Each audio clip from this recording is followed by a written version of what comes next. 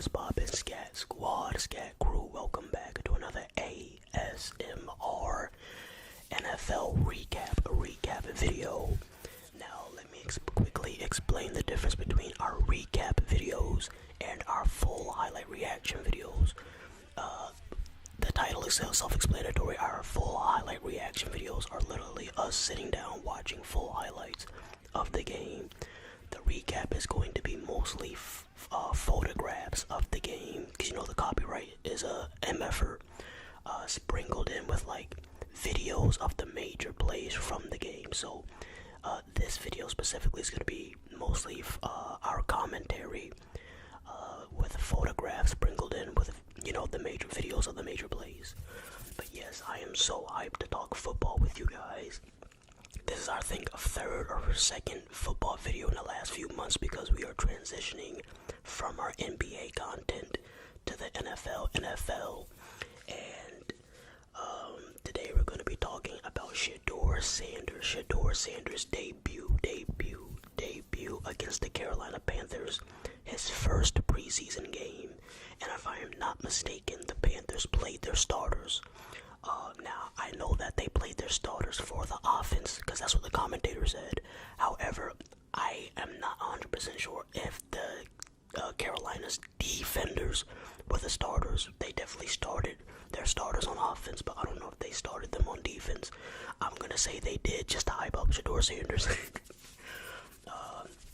And I, as a Browns fan, I do get to say that. I'll explain next video why I say that, because I'm not gonna. This is about Shedeur. I'll elaborate more on that in the highlight reaction video. But yeah, I'm going to be saying that he played against the starters of the Carolina Panthers, just to boost, you know, just to gas him up a little bit. But if I had to give him a letter grade, I would give him a B plus to an A minus. I actually just put a poll up on the community tab asking you to grade his performance. I would give him a B plus. Before we talk about like what he did from start to end rather, I'm just gonna give you my general thoughts of how he played. The good thing about him, I'm gonna start with the good, the pros, and then let's like 3 cons. So 3 pros: he looks like he has some throw power and accuracy. I've seen a couple of plays where he extended them, he was moving, and he had pinpoint accuracy, especially in the red zone, where he was like running left, and there were like 2 defenders, or like 3 defenders in the area covering his receiver, and he had to throw a pinpoint pass to his receiver going left towards the corner of the back of the end zone, and he threw it perfectly and avoided all the Carolina defenders, and put the ball only where his receiver could get it. Also, his throw power also led to some negatives. I'll talk about the overthrowing in a little bit, but majority of his throws were accurate, and they had some power on them. Even the ones he missed, where it was like a long ball, you can see, okay, he has some arm on him. Because I'm not a huge fan of quarterbacks who don't have a lot of arm power, even though they're accurate.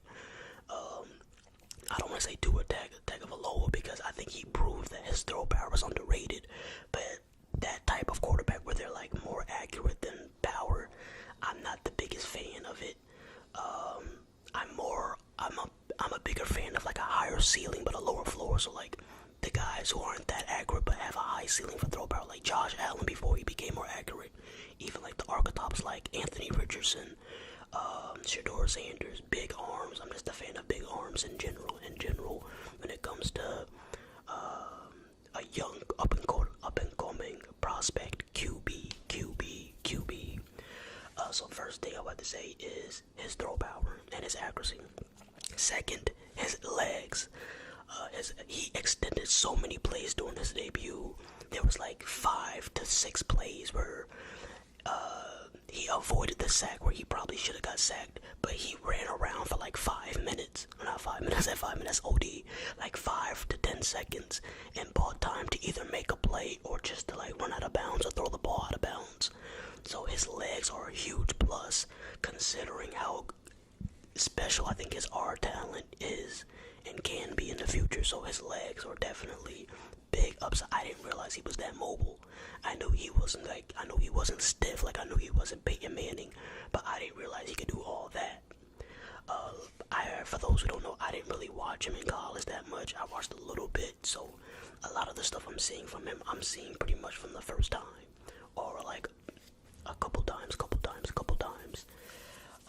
And then the third thing that most impressed me was his timing and his poise.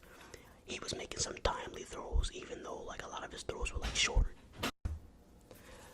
There were some times where he had to throw it, like I said, like that one play in the back of the end zone. He had to release it at a certain point, or else it would have got picked, intercepted, or batted down. And he just got the ball out quick before the defensive pressure could get to him and get the sack. And he threw it at the right time so that the defensive back couldn't make a play on the ball. So his timing is already pretty good, even when getting pressured. That is very good sign. You put all those things together, you got yourself a talented young prospect who I think can be a Pro Bowler. Now, I don't know exactly why he slid in the draft. People love to give their reasons. I don't know why that was the case. But hey, man, he looks good. The Browns look like they did good by drafting him. They look good. They looked good. So yeah, those are three things, or like a few things that I thought he looked good with.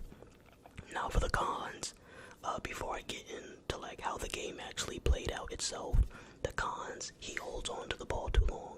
Now, obviously he's a rookie, and he's trying to do everything he can to make the play, so he's trying to do everything in his power to keep the play alive, to make a play. As he gets older, he'll stop doing that less. He just has a point to prove, so I'm not worried about that. But yes, there are times where he holds on to the ball too long, and he'll just run around in the backfield with the ball, and it's like, bro, just throw it away. You're using up your energy, and there's no read for you to make. Just get rid of it. But yeah, he'll learn better than that. Another thing that I didn't really like, that I thought he could improve on, is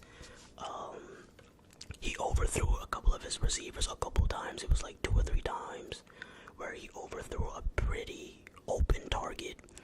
Now, there was this one time where he ran for like 10 seconds and then had to put a move on and then threw the ball, so I'm not really going to count that one to where he overthrew this receiver, because he had a receiver wide open 15 yards down the field, but he had already did too much beforehand, so that was kind of a hard throw to make after running around, and you still have more pressure. But yeah, besides that time, the other times where he just overthrew it, you gotta do better than that. You gotta calm down. I do understand it's his first game, and he was probably a little antsy. But yeah, just a few too many overthrows. Is there even any more cons? That might be it. He overthrew a couple of his receivers. He held onto the ball up too long sometimes and should have thrown it away. I think that's really it. That's the only downs I can really see so far in this game, in this short stint that we've seen him so far. He really only has 2 negatives, and it's like him both of them have to do with him holding on to the ball. But like I said, I think that's something that he will grow out of. Now, for some people, they don't grow out of it. That's just their play style. But most quarterbacks who do that, I feel like, well, most starters, they end up growing out of that. And I wanted to say that, who was that annoying ass reporter, bro? The annoying ass, it was this woman, bro. And I don't even try to be getting on like female reporters like that. But yo, she was terrible, bro. First of all, she asked way too many questions. She took way too long, and all of her questions, especially when she was interviewing Joe Flacco, were divisive. She was like, "Oh, how do you feel the offense is doing? What do you think they could do better? Do you think you're that guy in the locker room? Like, why would you ask a 39-year-old, do you think he's that guy in the locker room, when there's this young rookie who everybody's wanting him to start?" She just asked a bunch of different, there was more than that. I can't even remember like verbatim, but along with that, there was just like other questions. All of her questions were like divisive. It was like, "Oh, do you think he should be doing more?" It was like, she didn't exactly say that, but it was like that, those type of questions where it's like, she's trying to divide the quarterbacks in the QB room and trying to just divide the offense. I don't know what her goal or her agenda was, but she was tripping, bro. They need to get her up out of there. Alright, so now for the last 3 minutes, let me just tell you guys how the game played out from start to finish. Alright, so the game started out with the Browns getting the ball. The first drive was nothing happened. They ran the ball twice. They got like 2 yards out of it, and then Sanders threw the ball for 4 yards. He went 1 for 2 on the drive, and then I think he only threw for 4 yards. It was like an empty trip. It was nothing. So the Panthers, they get the ball, nothing happens. Then the Browns get the ball, and then that's when you see Shador starting to get his rhythm a little bit. They didn't score on the second drive, but he was able to put together a drive. I think he completed a few short throws on a drive. He extended this play with his legs, like I talked about him doing a few times in this game. He did that quite a bit. Quite a bit. But yeah, he extended the play with his legs. He ran for a first down. I think it was 3rd and 10, or like 2nd and 10, and he ran for like 9 or 10 yards and picked up the first down. And then he had a few nice throws that were like short to mid-range throws, where he got the offense down to like the middle of the field towards the opponent's 40, and then the defense got some big stops and then stopped the Browns.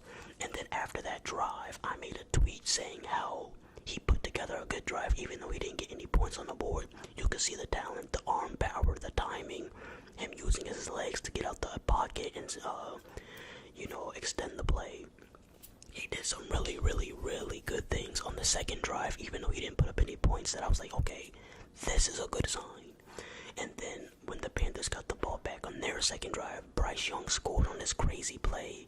He had like a deep ball to his receiver down the sideline, and then they ended up scoring on that drive.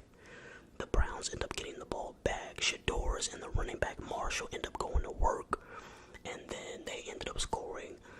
Shador Sanders had this crazy play to this guy named what was his name? I tweeted it.